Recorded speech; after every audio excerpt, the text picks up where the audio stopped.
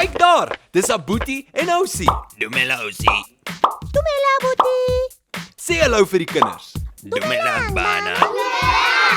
Kom ons leer 'n paar nuwe woorde. Kan julle vir my sê wat die woord is vir hospitaal in Sepedi? Bookelo. Dis reg, bookelo. En wat is die woord vir winkel in Sepedi?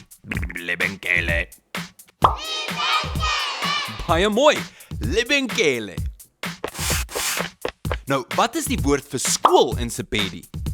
Sikolo. Dis reg, sekolo. En wat is die woord vir kerk in Sepedi? Kereke. Dis reg, kereke. En wat is die woord vir huis in Sepedi?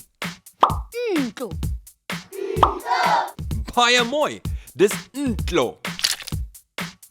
So, ons het bookelo, lebenkele, sekolo, kereke en ntlo.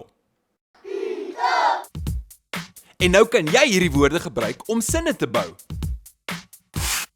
Totsiens Abuti, totsiens Ousie.